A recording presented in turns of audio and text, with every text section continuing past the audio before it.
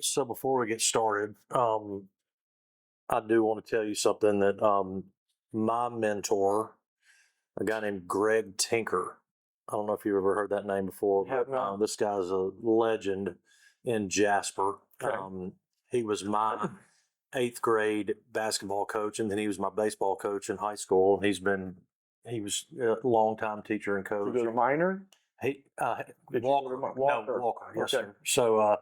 So anyway, Coach Tinker, and everybody in Jasper knows Coach Tinker, but several years ago, and he's been writing for our magazine for a while, and I asked him if you could interview one person in the sports world, who would it be? And he mentioned you. My And word. yeah, this was probably like 6 years ago when we had this conversation. So you've got an admirer in Jasper, somebody that really thinks highly of you, and just really, really, liked the way you do things and respected the way you did things at Birmingham Southern and at UAB. So I just wanted Thank to you. start out by telling you that. Appreciate it. All right, let's go back to way back to Columbus, Ohio. And before we went on, you mentioned to me that you were a program boy at Ohio Stadium for Woody Hayes. So tell me about life growing up in Columbus, Ohio. It's a long time ago. Have to stretch the memory. I had a great childhood. I was born and raised in Columbus. I was firstborn. Mom stayed at home. She was great. Dad couldn't wait for him to get home from work. He's super invested in our lives. I ended up having a brother, and he was an incredible athlete, better than me, and his love for sports passed on. He was my first coach. So it's kind of an ideal, kind of picture perfect upbringing in Columbus, Ohio. Yes, he was a big Ohio State, Cleveland Brown, Pittsburgh Pirate fan, and Pirates instead of Indians. he was born in Pennsylvania. Okay. And the Pirates AAA team at that time was in Columbus. Okay. Now it's the Yankees, and it used to be the Jets. Now it's the Clippers. And so we saw those guys play coming up through the system, and he would take us to Pittsburgh at least once a summer to see the Pirates play, or go to Cincinnati to. I got to ask a question. Yeah. You had to have seen Clemente. He's my favorite. Yeah. I wore that little number 21 jersey like so many did. He was my favorite, and I actually was at Game 7 in 1979, which is a story in itself, which was pretty exciting.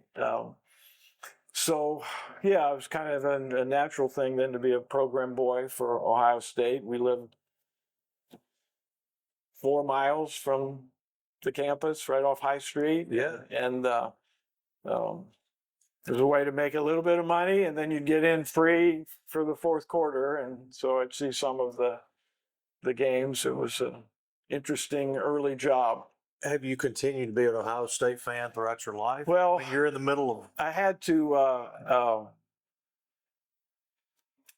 when we were blessed to come to Birmingham as the head coach at Birmingham Southern, I had some hard, fast rules that I felt strong about, because most of our kids grew up either in Alabama or an Auburn fan, and I expected those clothes to go in a box, and I couldn't stop them from being a fan or keeping up with the football team. But that was a pet peeve, because we were competing against those schools.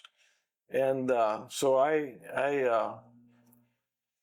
got rid of every red piece of clothing that I had, and it was BSC only, and then it was green and gold only for the years that I was at UAB, and we kind of put any other loyalty far off in the corner. Yeah, well, that's understandable.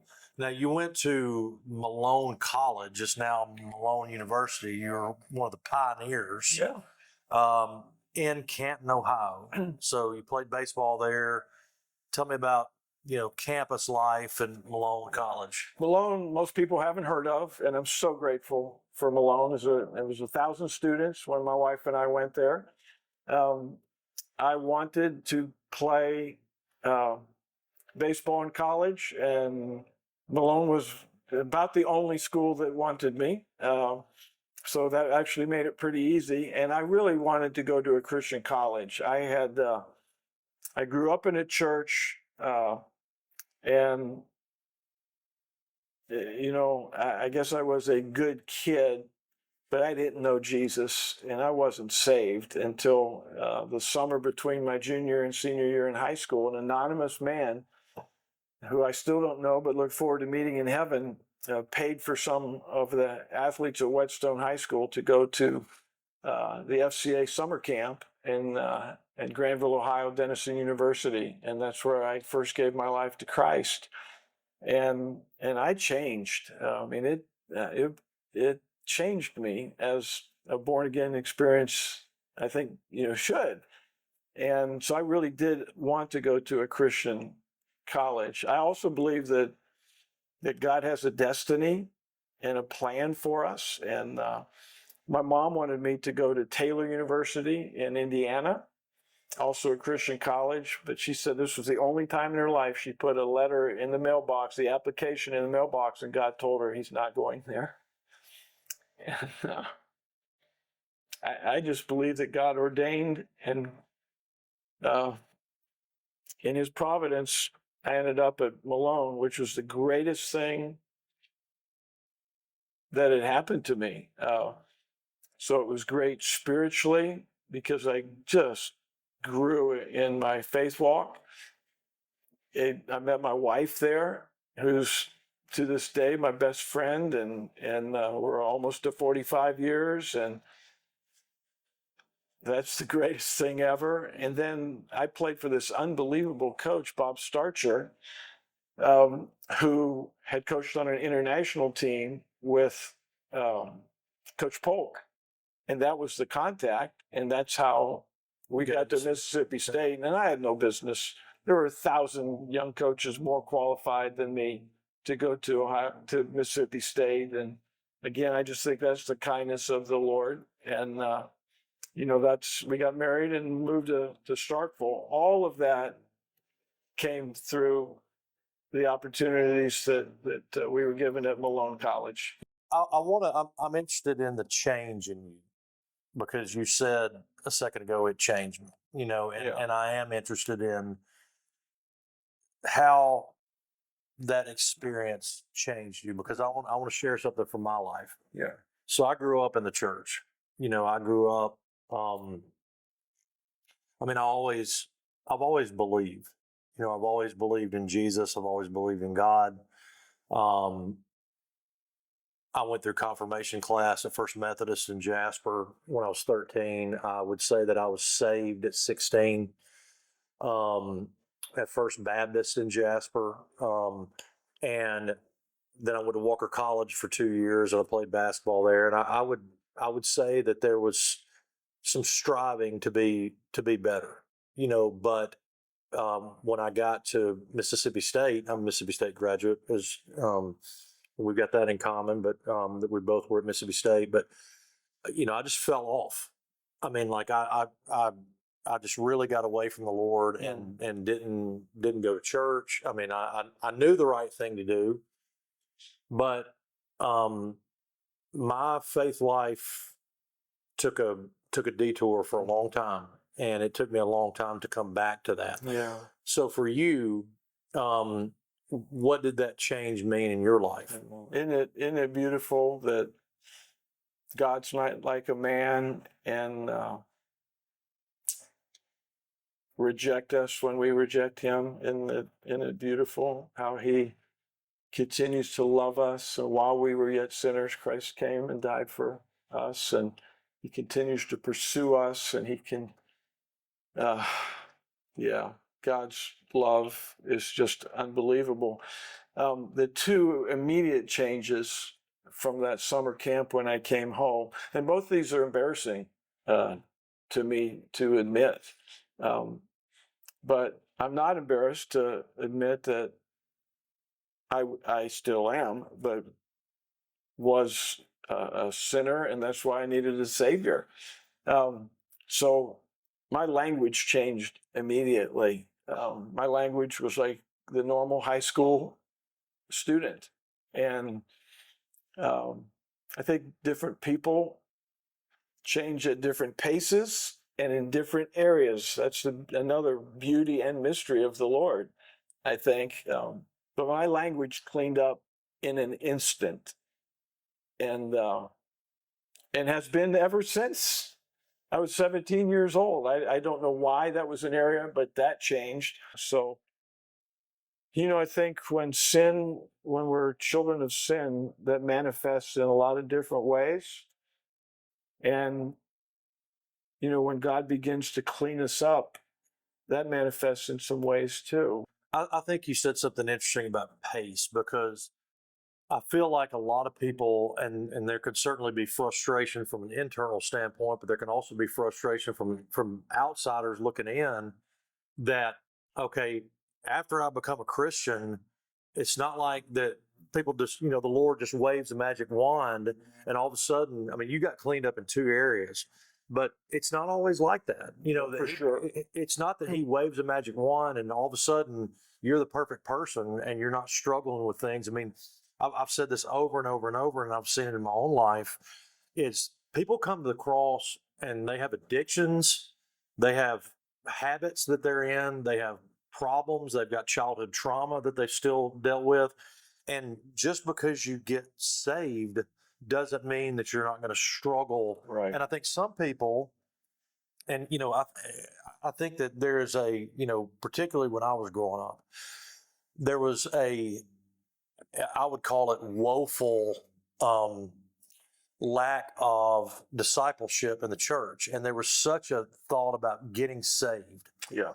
But nobody was really teaching us how to walk with the Right. Lord. And there was that infrastructure of discipleship of, okay, what do I do now? And it was almost like we hit the finish line. Right. And, when you become a Christian, that's the starting block. No doubt. And so, and I'm not making excuses. I'm just trying to understand, because like what I've seen in my own life is that he starts to chop things away one by one. Yeah.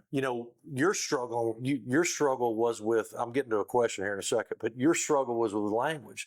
Well, I still struggle with language.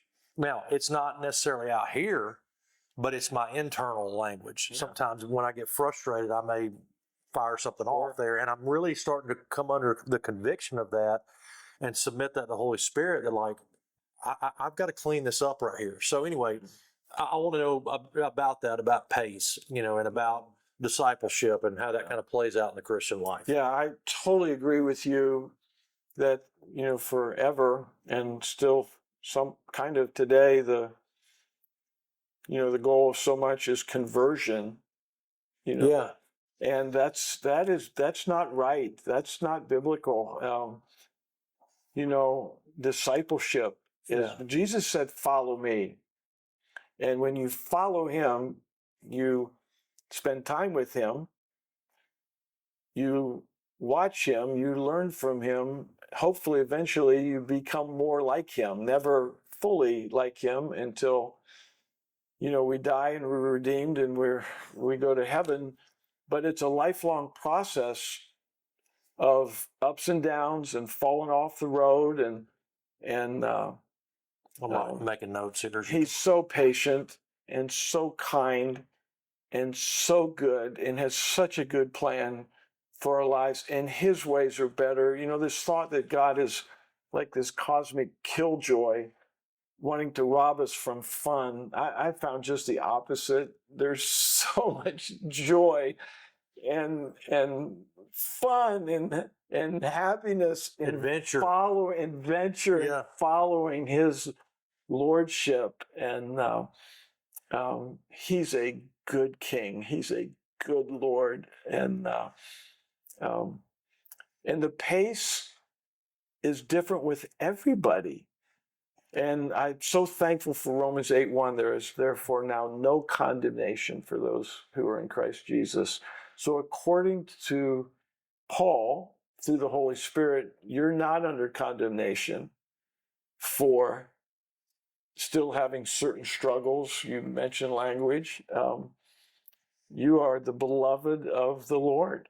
And But he does keep, and I think desire that until we take our last breath, that we're becoming more like him.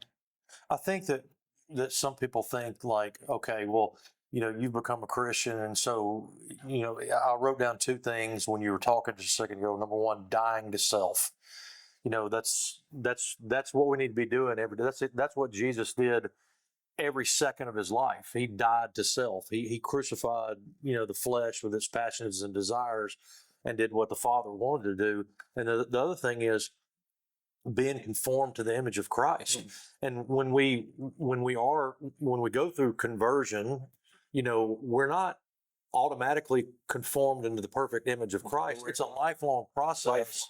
And we don't get there even then. We never get there. And so the sanctification process occurs throughout our entire life. Yes. And so, we can't expect ourselves or somebody else to be, and so somebody that's a new believer, Yes. and even ourselves, we have to show ourselves a little bit of grace. Where I worry about my own genuineness is that I trampled on that for so long. Yeah. That's where I struggle. I look back at that and I go, were you really saved? Yeah.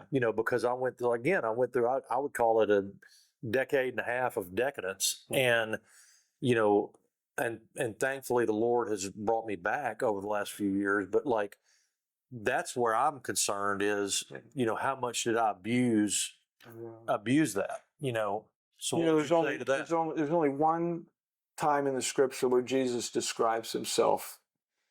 And he says, "Come unto me, all ye who are weary and heavy laden, and I will give you rest." And then he describes himself and he says, "I am gentle and I am humble in heart," right? "Take my yoke upon me, for my yoke is easy, my burden is light." God is not out to get us, looking for what we do wrong. He is lovingly calling us into a relationship with him. I'm so thankful for his patience, his kindness, his mercy, his grace, all of which are undeserved. And I don't deserve, and he extends it anyhow. Yeah.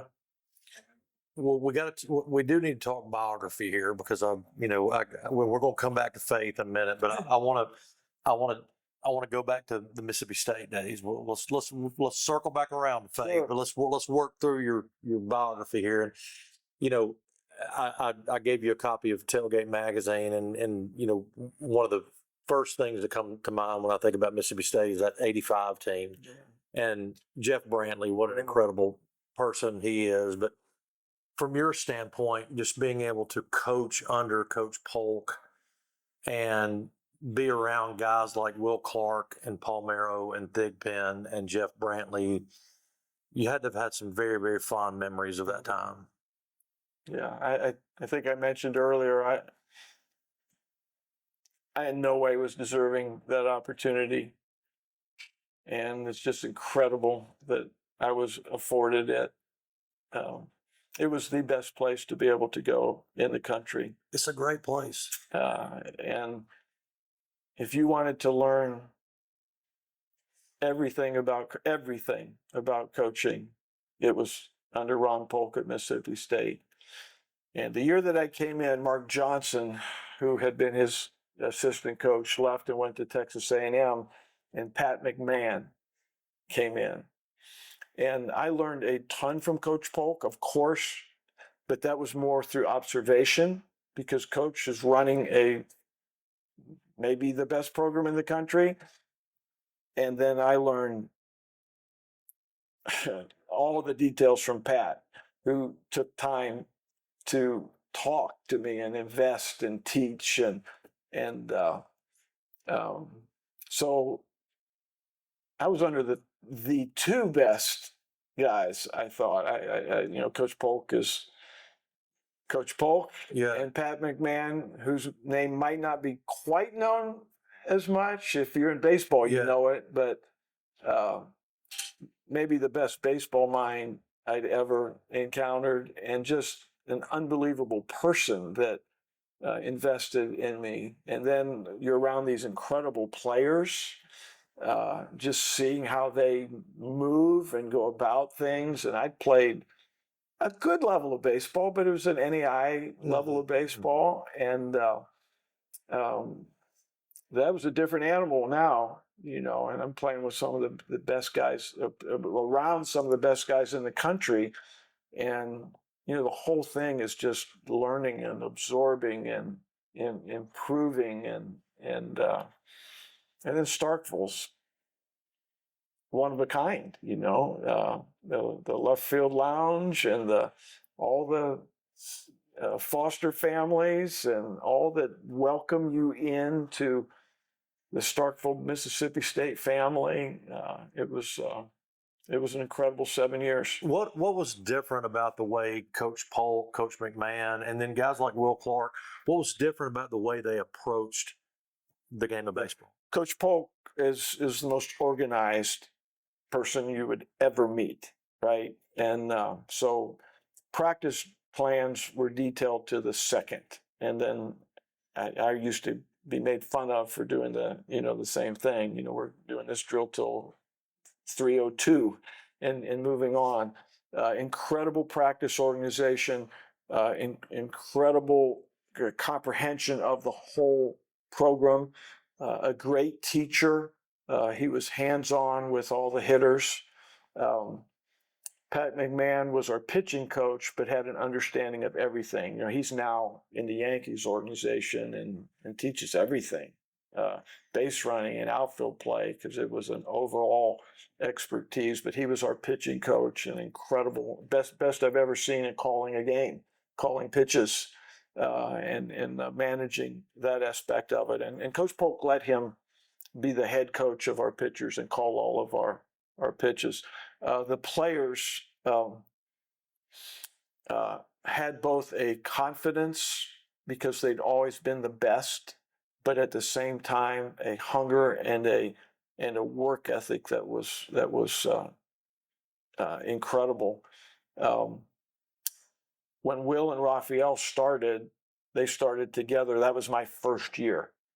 Raphael was better than Will at that point, and he was our number 3 hole on day one as a freshman. Will didn't start the first half of the year. He got our first baseman was a senior. He got Wally pipped, if you know what I mean. I know exactly what you He got hurt, Lou came Gehrig, out, yeah. and Will came in and never left it again. And Rafi hit 3 and Will hit 4 until their senior year, and they flopped. And Will hit 3 and Rafi hit 4. And those thunder and lightning years were pretty amazing. Will needed a little bit of tweaking in coaching. Raphael, Coach Polk was, don't say a word to him, just make sure he's at the game. Most pure hitter they've ever seen. And then I got to coach his son at UAB, Patrick, which was really special as well, kind of full circle. How'd you end up at Birmingham Southern? Shouldn't have been there either. After 7 years at Mississippi State,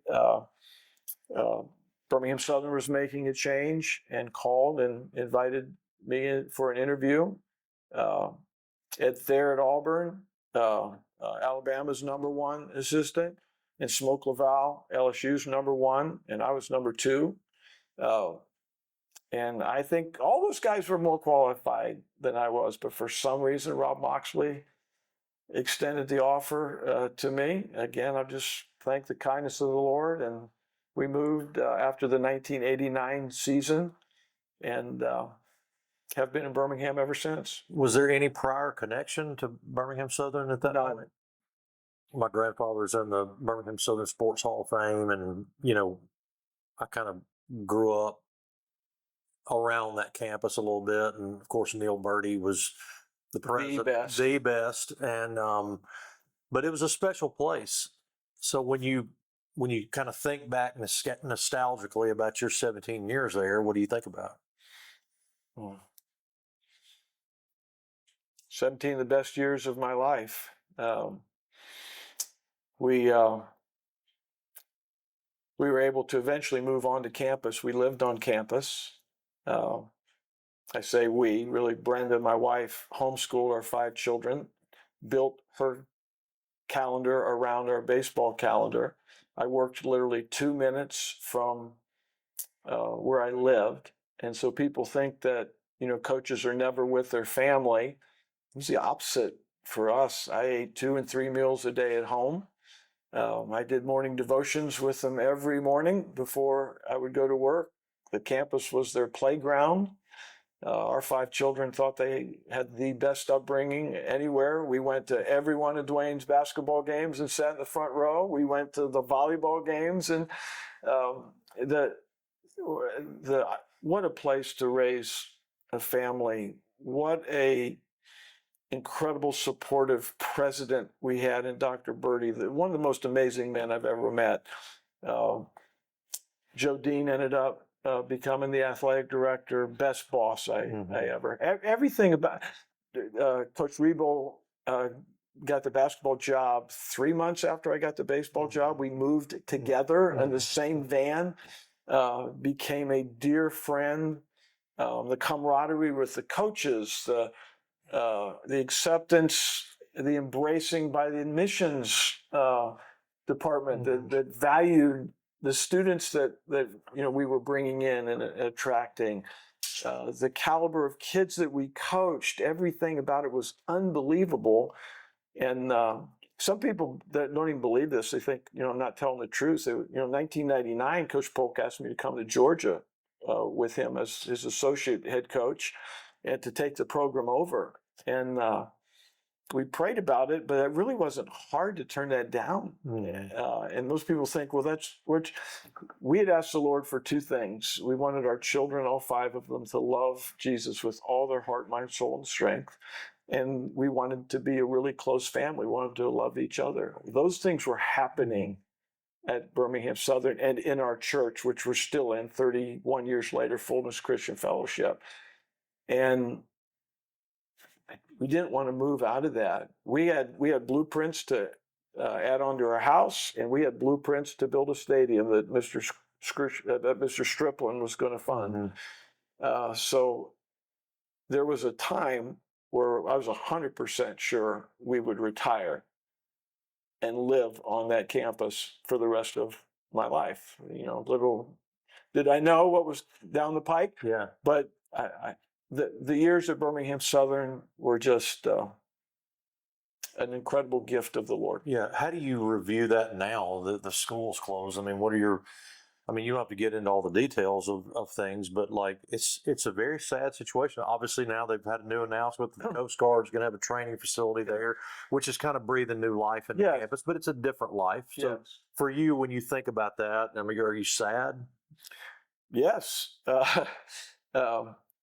Jan Weisberg, who was the coach after me when it was brought back as a Division III school and did an incredible job. I'd gone and spoke to his team after the decision was made, and those kids' lives were being thrown into disarray. And after I spoke to the team, I walked the campus alone for an hour and cried. 1, out of sadness, but 2, I remember this conversation under that tree with this player, just the relationships that you had at that place were incredible. When Dr. Pollock made the decision, which was certainly within his right as the new CEO, to drop Division I and go Division III, and he dropped baseball and basketball for a year. We went from preparing. We won the Big South 2 to 3 years that we were in it in baseball. And we went from supposedly preparing for a conference tournament, to not having a team, to not having a program in a week. And I know people would say, you lost a job. I get that. Families that have lost children, I get that. I don't want to overstate it, but we grieved for a year. Yeah. Our daughter Emily her whole life had longed to go to Birmingham Southern, and then she couldn't, Yeah. and so sad, but at the same time, do we believe that God works all things together for good for those who love Him and who are called, or do we not? And so,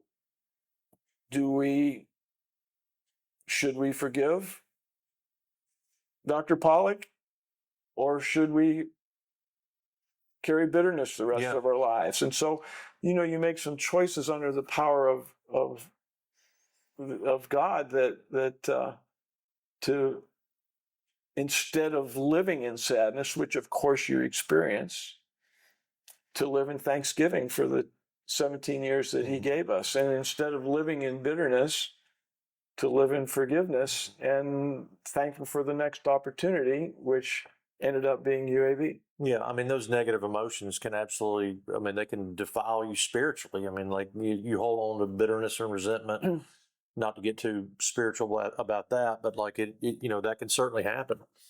I want to talk about your approach as a coach. Because coaching is much more than just X's and O's, and I think sometimes people don't understand the complexities of being a coach. The comprehensive nature of being a coach, and so for you, you're talking about having conversations with your players on the park bench or whatever, and it's more than just teaching them the game. It's teaching them life. It is being a mentor. It is shaping them. It is. So how did you develop your overall philosophy, and then how did you implement that both at Birmingham Southern and at UAB? Of course, you're impacted by everybody that's in your life leading up. I played for a Hall of Fame coach in high school, Fred Nacera, that was an ex-Marine, toughest disciplinarian I'd ever seen. I played for the most tender man at Malone College in Coach Starcher, with a big heart relationally for his players. I coached under the most organized, disciplined man ever in Coach Polk, and I learned under the most technically understanding, skilled coach in Pat McMahon. Those four people and those four qualities, and then who I had become just, in my own self. I'm saying those things, 5 things kind of merged together, and that's who I morphed into as a coach. Dr. Moxley, who was the AD and who hired me, said that the question, which is mind-boggling almost, that the answer that got me the job was they were having a lot of off-the-field discipline problems. And he had asked me how I would handle discipline. And I said something to the effect that most discipline is dealt with before it ever happens. It's dealt with relationally. It's dealt with building relationship on the front end. So you don't need near as much discipline. They won't be perfect, but when the relationship is really strong, the discipline is going to go down, and it does.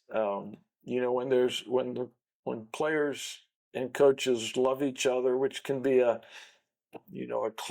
cliche term, but that happened. And the joy of a day right now is when a former player calls and we can just reminisce relationally, right? And so Birmingham Southern was a relational place and a developmental place. And so much of the coaching was done away from the field and on the park bench as you are feeding into their life as a human being, not a baseball player, because they all have girlfriend problems and maybe home issues and academic struggles and pressures in life. And, when you get to walk through that together, now you're really forging a bond that gives you the right to discipline them when you need to, and gives them more of a listening ear when you're going to correct them on the field as well. So, relationally, big issue, because Christ had changed my life. And I interviewed and was very open about this, and Dr. Birdie and Dr. Moxley allowed me to incorporate Jesus into the program every single day. And so it wasn't like a segmented part. It was so integrated into everything that we did. And so, it ended up, we're attracting kids that's appealing to.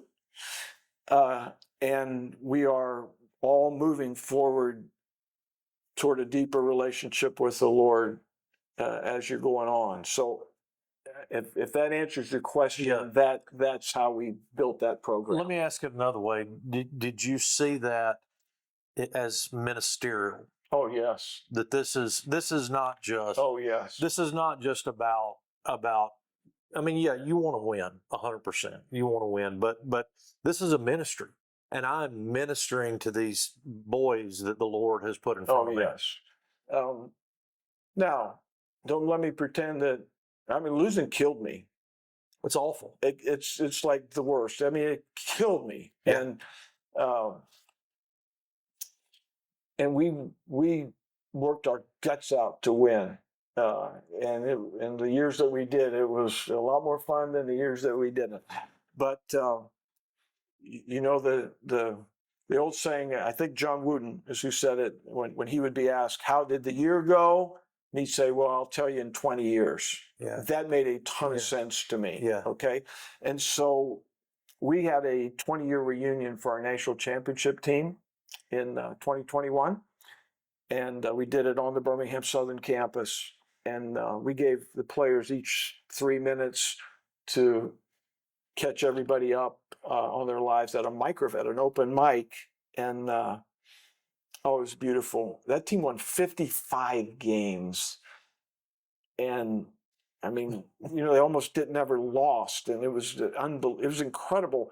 And I don't think a single kid even mentioned that in his opportunity to talk. They talked about their wives and their children, and you'd see their children look adoringly up at their dad, and their parents are there proud, and they talked about Jesus, and they talked about relationships. And Brenda and I left that night saying that was a good year, because now you look. I mean, we had 31 players, 30 had married. 20 years later, 28 of the 30 were still married. Yeah. That defies, statistics. And so, yeah, we saw it so much bigger than winning, even though we were working our guts out to win. But I didn't even want to stop at, we want to be good husbands and fathers, because that ends too. I wanted them to have the opportunity to meet Jesus. And then we'll spend eternity together. You're making an eternal significance in somebody's life. I mean, the Lord through you is making an eternal, That was the goal. You're bearing fruit. I mean, that's, do coaches, I mean, think about that. Like, hey, this is an opportunity for fruit bearing here. And I certainly didn't. I mean, I coached for 7 years, and I'll look at my tenure as pathetic in that regard. And I wish that I could go back and, have that opportunity to, have that 20-year smile on my face. And my whole family did that. So my children and wife would help me clean the locker room, as we were getting ready for them, and pray over the lockers and be praying for the boys and what they're going to, be encountering. So it was a family ministry, not just mine. That's awesome. Now, I've said this a lot, that a coach is a lot like a politician. About half the people like you, and about half the people don't. And so if you're starting and you're getting a lot of playing time, you're more likely to like the coach. But if you're sitting over there on the bench, you may not like them quite as much. So how do you sort of navigate that? I mean, as you're trying to, you're trying to minister, you're trying to set the example, but at the same time, little Johnny over here is not getting as much playing time. And so how do you have conversations with somebody that like, you know, you want to invest in their life, but at the same time, hey man, I just can't get you in right now. Maybe what was helpful to me is what I experienced as a player, as an average player. So I was cut from my 8th grade baseball team. I was cut from my 9th grade basketball team. I ended up obviously playing high school basketball and baseball. I knew what that felt like. I sat the bench my first 3 years in college, started my senior year. I knew what that felt like. And so could relate to our guys that weren't playing. I wouldn't say it eliminated their hurt and disappointment and parental frustrations, sometimes more than the boy himself, right? But it lessened it because I was in good relationship with them too. Mm-hmm. And we were working them just as hard and pouring into their lives just as much as those who were starting, I think, I hope. And so, you know, my heart was that none of the boys were treated differently except in the amount of playing time they got. Mm-hmm. That outside of that, the academic support, the emotional support, the one-on-one time was going to be the same for every boy. So if you've got a relationship with them, you feel like It improves it. Yeah, they can. Doesn't eliminate it. Yeah, they can bear it a little bit better Yes. if you've got a relationship. I don't think there's any question about that. What about, We had very few players leave, including those that didn't play. what about parents? You know, you probably didn't see it as much at the college level as somebody might at the high school level, but now you're starting to see that more at the college level. I mean, how do you deal with parents? Because there's, and believe me, you could ask Coach Reball about my recruitment, his recruitment of me, and it was basically like Big Al was trying to get Coach Reball to take me on at Birmingham Southern, and so there was great parental, you know, pressure there. But how do you navigate that? I think parents changed more over my 31 Yeah. coaching years than the boys did. Yeah, so I can think of having meetings with parents and players in the recruiting process, and I would turn my chair so I'm not even looking at the parent, and, you know, son, how do you feel about whatever? And the parent would try to answer the question and say, you know, Mr. Jones, you know, I appreciate your, you know, support of your son, and I want you here, and we want our parents involved in our program. But I'm asking John, what, you know, How'd that go? So usually okay. Yeah. Usually okay. Yeah. Did you ever have parents during the middle of the season talk to you about playing time or? One of the smart, occasionally, not often. One of the neat things we did is at the beginning of every year, we would, when the new players were moving on campus, and we helped them move in, and, you know, we were really involved. And then we had a parent meeting in our clubhouse, and we'd been very thorough in recruiting, but one last time, we would do an expectation of our parents meeting. And this was at Birmingham Southern and UAB. Okay. Yeah. Yeah. And you know, part of that was, you can call me 3 a.m. if there's something that's wrong with your son that I can help you with. But don't ever call me about playing time. And if you do, this will be the answer. I see him every day in practice. The guy that's playing ahead of him deserves to play. Your son doesn't. If you want that answer, call me, but that will be the answer. I didn't get many, honestly. And you set the tone, you know, about the way things need to be, right? That, you know, you said something very interesting in that, you know, the closer relationship you have, the less discipline you're going to have. And I mean, I couldn't help but thinking as you were talking. I mean, that's really the way it is in your spiritual life too. Going back to faith. I mean, like I think a lot of times we try to like white knuckle things, and we want to strain and try to like, try to be, establish that self discipline in our own life.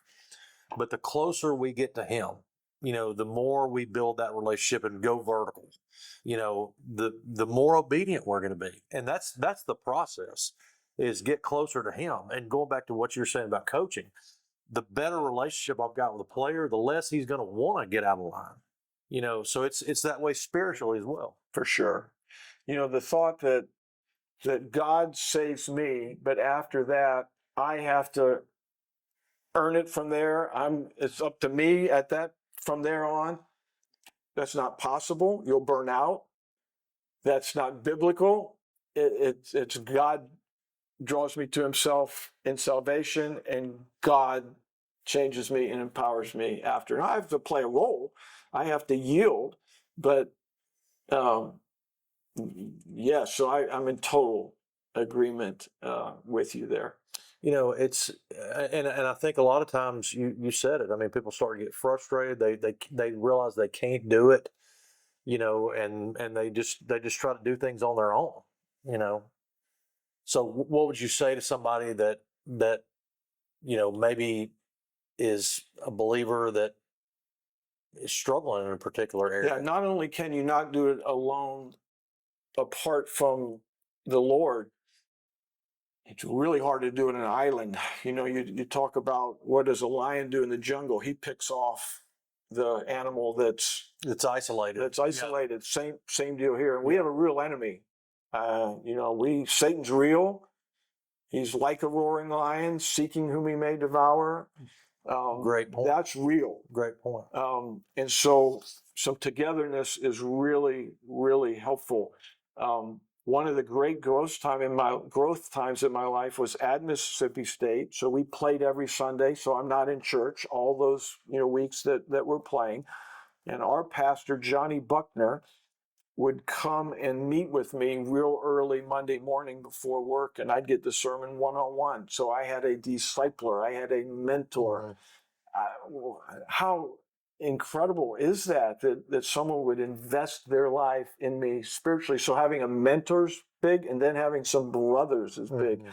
Bart Brookins has been our pastor for 31 and a half years here in Birmingham, and we've lived life together and raised 5 children together. And to have someone caring about you and coming to your games and praying with you and for you and help, and you can talk to that I'm struggling in this area, mm-hmm. and walking together with you through that is necessary as well. Mm-hmm. All right, I want to talk about something that it's almost like I don't even want to utter it, because it's like this, like almost unspoken thing, and I know you have no idea where I'm going with this, but like I want to talk about pressure, and I want to relate a story from my own childhood that has plagued me for a long time. When I was in the 8th grade, a buddy of mine and I were playing catch at the baseball field. He was the best player in the league, Kendrick Evans, who's a good friend of mine now. And we were throwing the ball, and I don't know what happened, but I guess I got nervous or something like that, and I threw it into the ground. And he laughed at me, and he just thought, well, the ball just slipped or whatever. Well, I did it again, into the ground again. Now I'm trying to aim the ball, and next one I sail it over his head. Now I've got it in my head. You know where I'm going with this. Oh yeah. And yep. And it's a real thing, and it happened to me. And then it happened in basketball. And so, and I hate to even like mention that. I mean, it's almost like because I've got an 8-year-old and I don't want him to ever experience that. And when I throw with him, I've still got that in the back of my mind. But as I've continued to process this throughout my entire life, there's a couple things that come into my mind. Number one, preparation, but also pressure. Yeah. And I just wonder how much pressure factored into that, because what happened to me was, and I'm an overthinker. I mean, I just overthink everything. And I just wonder how much, like, thinking about a negative outcome and thinking about every little thing as you're throwing the ball and the pressure to perform affected that. Yeah. So from your standpoint, Yeah. if you're a coach or a dad, being able to take that pressure off. Yeah. And then having the freedom of mind. I've said this before. When I'm fielding a ground ball and throwing it over to first, what should I be thinking about? Yeah. Nothing. Nothing. There should be nothing. Right. Because it should be mechanical and let my body take over. And if I'm shooting a free throw, I shouldn't be thinking about anything. And so how do you, what's your take on that? How do you assess that? I mean, if you were going to kind of give me some, advice about that, about, how I approach my relationship with my 8-year-old, my 7. So many things are going through my mind. Yeah, me too. So, and there's not a like ABC no fail plan to that. Yeah. This is real. So a couple totally like separate things that are coming to my mind. I think research now is clearly showing that the more money spent on a child in youth sports, the less joy he's experiencing. And there's this multi-billion-dollar industry now in our country that the parents that preys on parental fears that my child won't have the future he could have if I'm not doing this, and then the drive from after the game home, children are saying, is what's driving me out of sports. That's pressure from often self-induced by the loving parent trying to, and so we've got that environment. Let me give you a specific. Chandler Simpson, who will start on opening day probably in the outfield for the Tampa Rays. Yep. Played for me at Birmingham at UAB. We had 6 UAB players in the big leagues at one point last year, which is pretty cool. Garrett Whitlock's closed the Red Sox. Yeah. Closed the USA Mexico game. Yes, yeah. It was thrilling to watch. What an incredible kid he is, and Chandler's an incredible kid. So this yips thing happened to him. To Chandler. Okay. So he's in the big leagues. All right. He couldn't play catch to the end of this while you're at UAB. While he was at UAB. Okay. Yes. And his partner in throwing was Justin Wiley. And I had told Justin, you are the most important person here. Okay. You're not going to mock him. You're not going to roll your eyes at him. You're not going to challenge him. When he throws it over your head, we had a rule that if I threw it over your head, I had to go get it and we changed places. I said, that's off the table right now. You're going to go get it and not say a word, and you're going to throw it back. And you are his biggest supporter. You are his biggest buddy. You are going to be the key to him coming out of this. And I would often stand with Chandler during catch play, as I think a coach should. This thing of pregame throwing, unsupervised, just, hey, get ready, then the coach joins. That's one of the most important parts of practice. So I was always at catch play, at pregame throwing. But I'd spend extra time with Chandler, and Chandler, you're a great player. This is real, but it's going to leave. You're going to conquer this, and it's going to come back to you. It's in there. It's going to come back.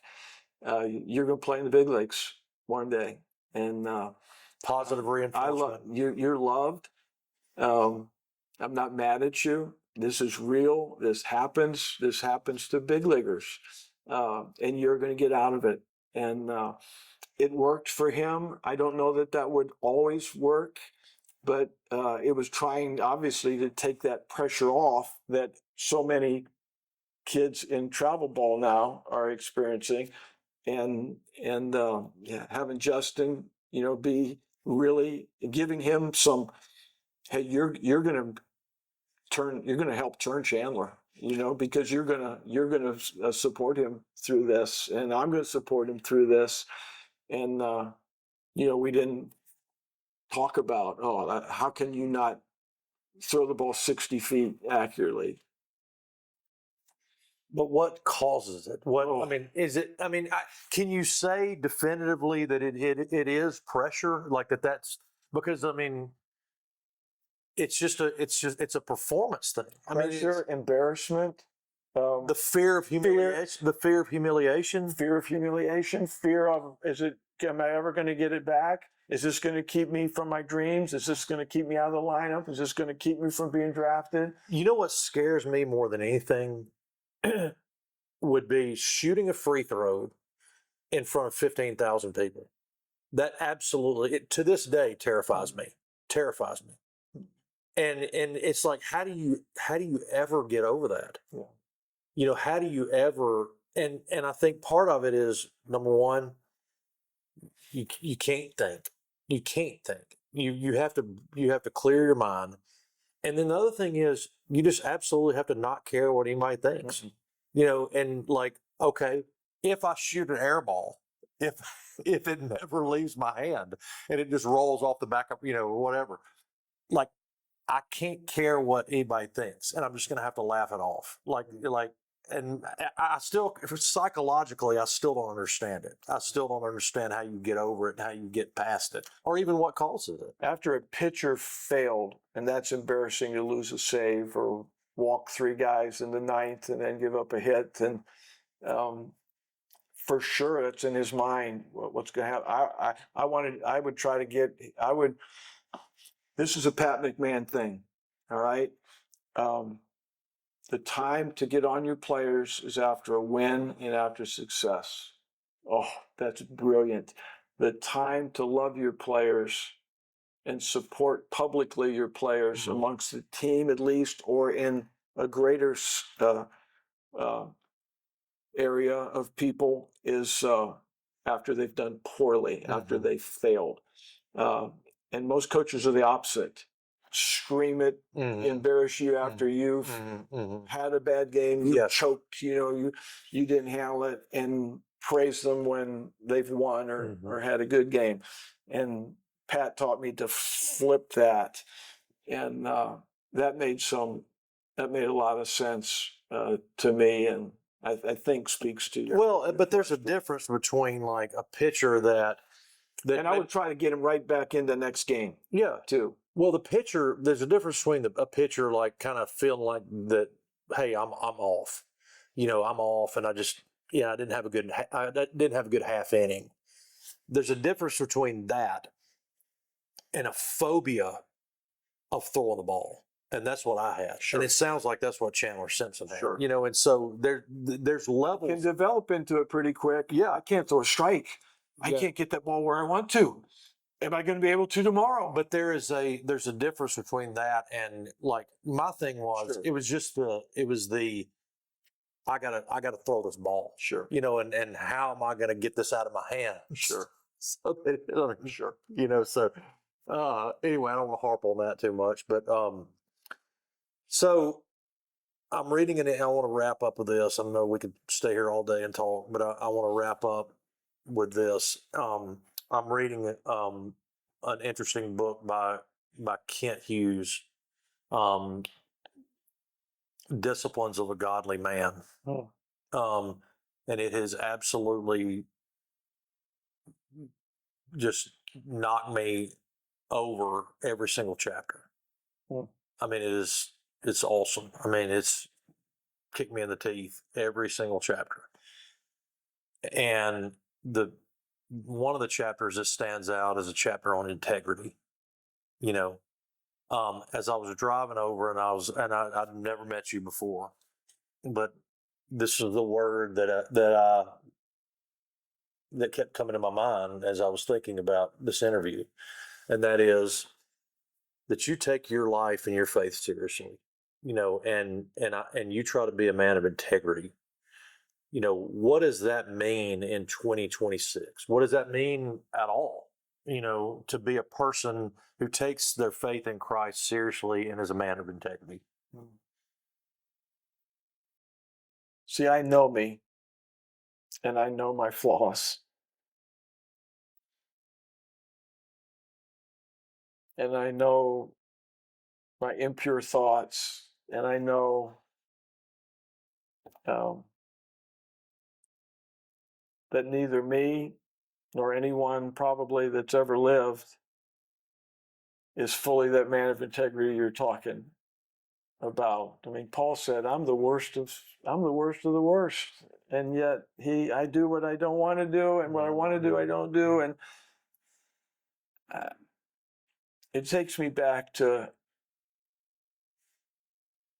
I've got this incredible loving God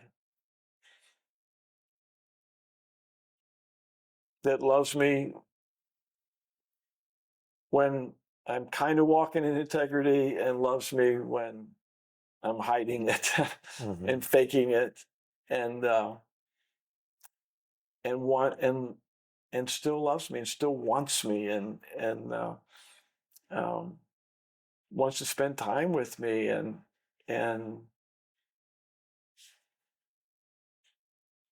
you just want to, when you grasp his love and patience and grace and mercy, obedience isn't a chore, it's just a joy to please this God that created the universe, but knows me personally and loves me and is involved in my life. Are you kidding me? And I want to be a man of integrity. I want to be consistent every moment of every day, but I'm not. And I'm thankful that, and I always told my players, God doesn't expect perfection from you boys. Let's get on a trajectory. When we fall off of it, the right response is repentance, not excuses.